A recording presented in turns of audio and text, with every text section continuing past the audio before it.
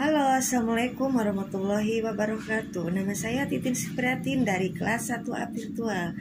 Dalam video ini saya akan menceritakan dongeng tentang batu menangis. Simak ya. Oke, kita mulai videonya. Pada zaman dahulu kala, hiduplah seorang ibu dan anak perempuannya yang bernama Darmi.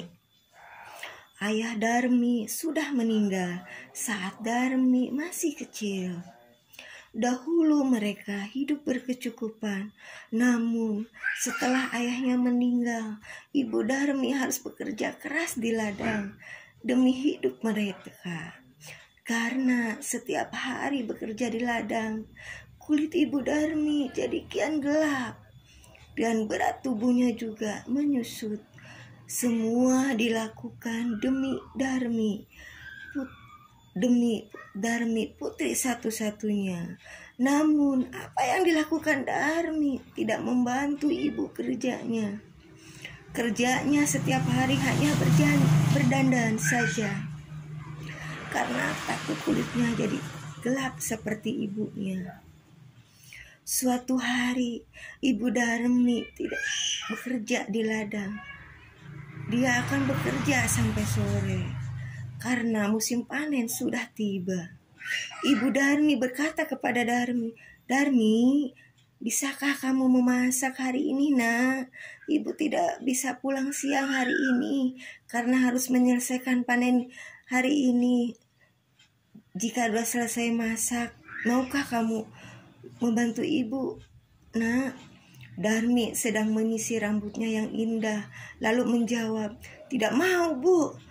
Nah, kalau aku masak nanti rambutku bau tumbuh, karena rambutku habis keramas. Kalau aku pergi ke ladang nanti kulitku hitam, Ibu." Ibu Darmi hanya menggeleng dan sedih, menggeleng-geleng kepala dan sedih. Kemudian ibu Darmi di ladang bekerja keras, dia mengumpulkan hasil ladang. Besok dia akan menjualnya ke pasar. Dia tidak mempedulikan perutnya yang sedang lapar. Saat lelah, dia beristirahat sambil meminum air di kendi yang dibawanya. Dia berdoa dalam hati, "Ya Tuhan, tolong kami, ubahlah anakmu. Lepaskan dia sifat malasnya." Setelah pulang dari ladang, ibu Darmi pulang ke rumah. Betapa terkejutnya. Di sana tak ada makanan sedikit pun buat dimakan. Darmi tak sedikit pun memasakkan buat ibunya. Darmi yang melihat ibunya pulang malah marah-marah. "Ibu ini kemana aja sih? Aku kan lapar, seharian tidak makan." "Darmi, tadi ibu kan udah bilang untuk memasak, Nak." "Aku tidak mau, Bu."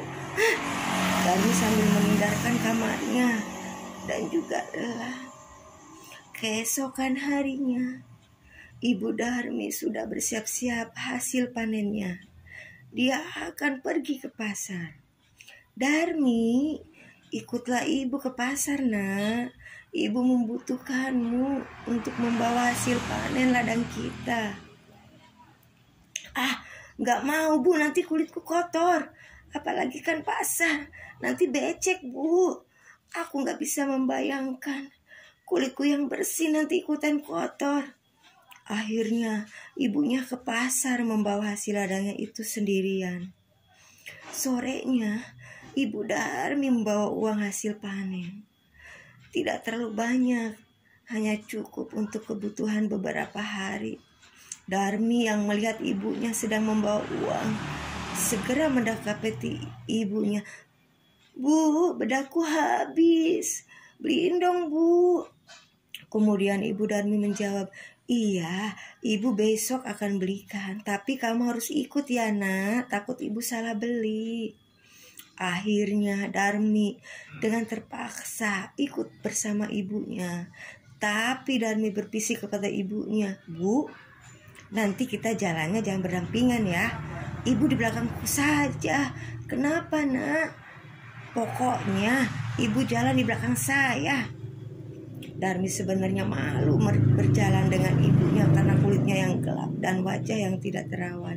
Tiba-tiba di tengah jalan ada seorang teman Darmi yang menghampiri Darmi. "Hai Darmi, kamu mau kemana?" "Ah, aku mau ke pasar." Teman Darmi melihat ibunya, pandangan bertanya, "Dia siapa Darmi di belakangmu?" Darmi yang tidak ingin tahu temannya punya ibu yang jelek dan kotor segera menjawab, "Oh, itu pembantuku." "Tentu saja bukan ibuku." "Ih, amit-amit deh." Betapa sedihnya seorang ibu mendengarnya, namun hanya ditahan dalam hati. Mereka melanjutkan perjalanan. Darmi bertemu seorang temannya yang lain. "Darmi, kau mau kemana?" "Ah, aku mau ke pasar." "Ngomong-ngomong, siapa yang di belakangmu? Apakah dia ibumu?" "Bukan, dia bukan ibuku. Dia pembantuku." Sungguh hati ibunya sedih sampai begitu. Anaknya tidak mengakui ibunya sebagai pembantu. Namun sekuat tenaga dia bertahan.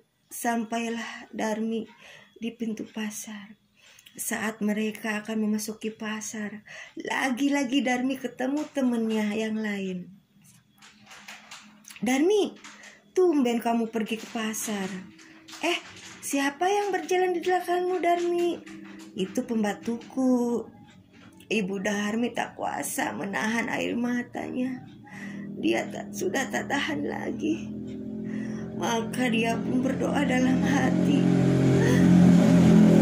"Ya Tuhan, hamba sudah tidak kuat lagi menahan perilaku anak hamba. Tolong kiranya Tuhan agar dia menjadi anak yang baik. Saya akan kutuk dia menjadi batu. Jadilah dia seorang batu." Kemudian tiba-tiba badan Darmi terasa kaku. Kemudian Darmi berkata, Ibu, kenapa kakiku tidak bisa digerakkan lagi, Ibu?" Sedikit demi sedikit Darmi menjadi batu. Ibu Darmi menangis pilu. "Maafkan aku, Nak. Ini semua karena perlakuanmu terhadap ibu, Nak." Lalu Darmi menjawab, "Ibu, ampun Bu. Darmi janji, Darmi tidak akan melakukannya lagi." Sambil menangis, Darmi berhenti sambil menangis meminta ampunan kepada ibunya. Sayang, semua tak bisa kembali. Darmi tetap menjadi batu. Dia harus menanggung hukuman karena telah durhaka kepada ibunya yang sudah merawat dan menjaganya sehingga dia besar. Batu itu akhirnya dipinggirkan orang-orang dan sandarkan di tepi pantai. Hingga sekarang batu itu ada di Kalimantan Barat dan dinamakan Batu Menangis. Terima kasih teman-teman udah mendengar video ini.